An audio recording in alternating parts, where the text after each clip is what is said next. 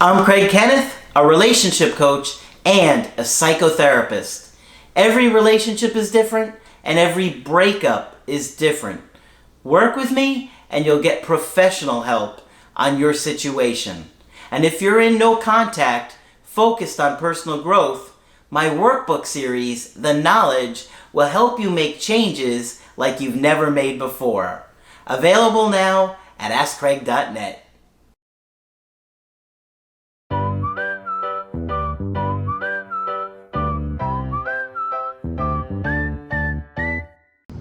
Hi everybody.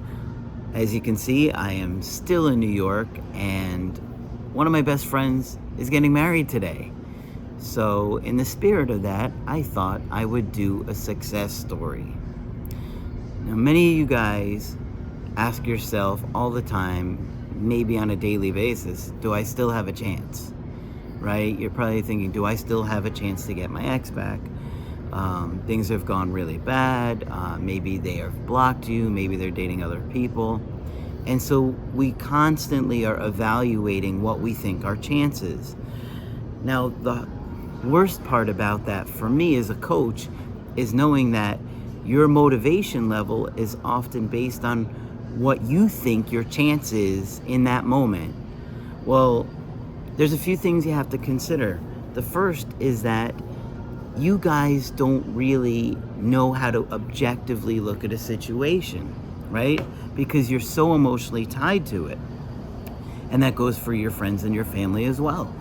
They're trying to protect you. They don't want to see that you get hurt, or they're trying to protect you from getting hurt when they think that person has moved on and they just say, just move on. But they don't really see it objectively because they're trying to keep you safe. And you don't see it because you're so sensitive to everything that's going on with your ex. And believe me, I know because I used to do it. And that's why I understand it so well. So when you're trying to evaluate, do you still have a chance? You have to understand that you're not coming from an objective place. I'm sorry it's going to be a little bit noisy here, but I really wanted to do a success story today.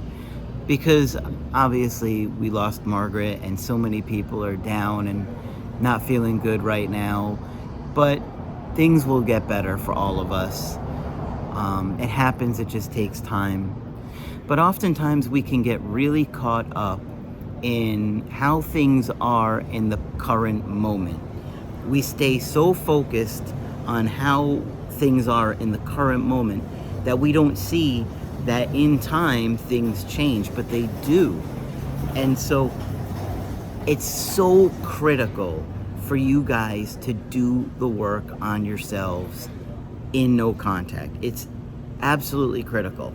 And those of you who do and really stay motivated, you're gonna have a much better chance of getting your ex back and keeping them. That's just reality. The more work you do now, the more it's gonna pay off in the long run. Like anything else, right? So you gotta stay motivated and don't look at the current status or how things are in the present as how it will be in the future. It just doesn't work like that. And so today I have an email coaching. I've been getting a lot of emails, obviously after Margaret passed, of how we've helped people over the years, and people that are just hearing about Margaret are coming back and sharing their success stories. So I want you to understand, please, you've got to stay motivated. Those of you that are doing the workbooks 30 minutes a day or the creative healing course 30 minutes a day are going to be in a much different place at the end of even 1 month. Think about that, okay? If you just do 30 minutes a day, at the end of the week, that's 3.5 hours worth of real work where you've had to look at things, reflect on things, look at how to be a better partner, the skills that I teach in the workbooks and the course. It really pays off, guys. So please don't let how it's currently going influence how motivated you stay. Because look, regardless of what happens with your ex, even if they don't come back, you still want to be able to blow the next person away that you're truly crazy about. Because if you don't, those attachment issues are going to come up again. It's just how things work. You have to work through your issues, and you have to really do it. Like, not just say, I'm working on myself, but what does that really mean? Well, when you do the workbooks, it's actually working on yourself. That's why they're called workbooks, right?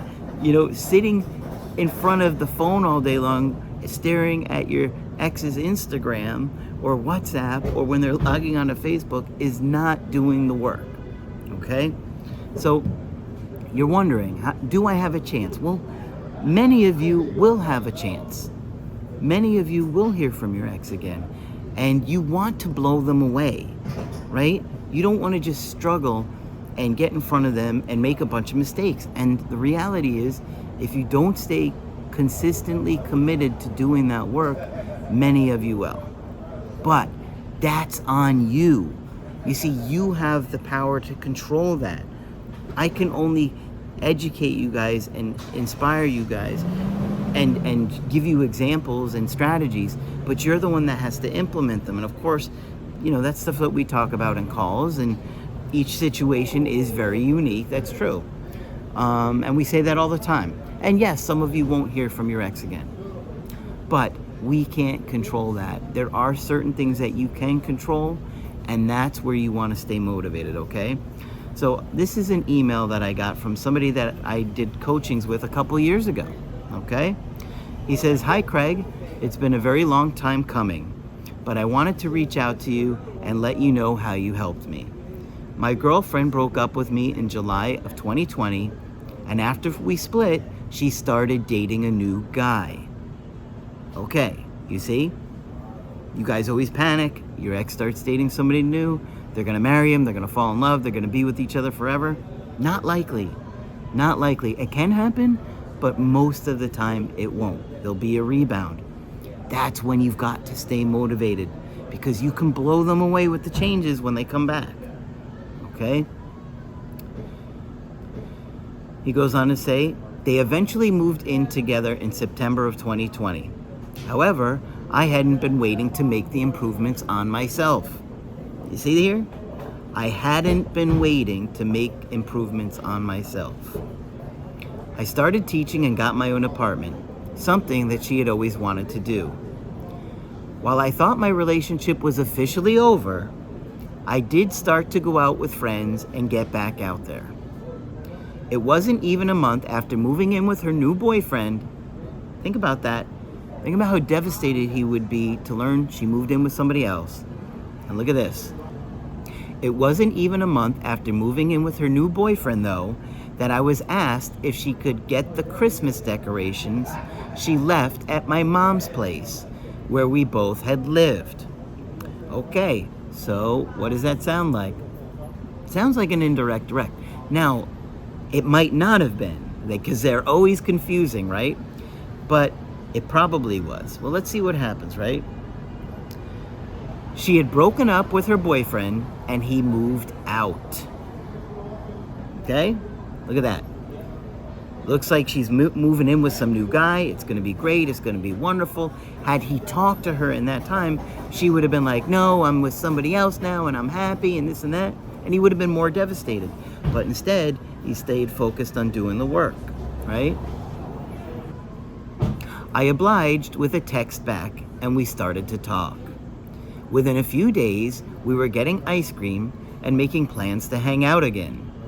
Gradually, we found our way back into the relationship.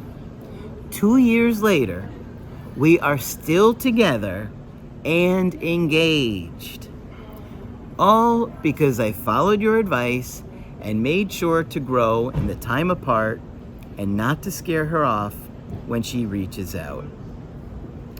So, think about that. You're seeing your ex move in with somebody else. You're going to be devastated and obsessing with it. But he did the right thing and stayed motivated doing the work. I think that we had even done a Skype call together. But the important thing that you understand here is that even though it looked really bad for a while, you see somebody moving in with somebody else, you're going to be devastated. He stayed motivated. And that's where you have to keep recentering yourself, is to the growth. You stay focused on those workbooks, 30 minutes a day, or the creative healing course. It's going to pay off. You're going to have a lot of introspection and growth, and you're going to learn new skills, how to be a better partner, how to be more secure. And the more secure you are, the more likely you're going to attract people or re-attract people. And you got to stay motivated even when things look bad, okay? Look at professional athletes. You know, sometimes they have a major injury. They think they're never going to recover, but they stay motivated. They keep working at it. They keep working at it. And then they think they may not get another chance again. But then that chance comes. Well, the harder they worked, the more likely they're going to be ready to succeed and thrive when they get the opportunity again. Okay? So, the other thing here is that he didn't push things. And when you work on the attachment issues, it naturally calms your anxiety, and you're not going to be as likely to be so controlling and manipulative, which is only going to push them away anyway. So trust me when I tell you, there are many success stories out there where things look bleak and they're not going well. But you got to be ready for when that moment happens. And then you'll be a success story like this as well. So I want you to remember this every time you start to wonder, do I still have a chance? Well, consider what you're doing to improve those chances and stay focused on that. All right, so I hope you enjoyed this video. I will be back in the studio soon, and I hope you guys are doing well.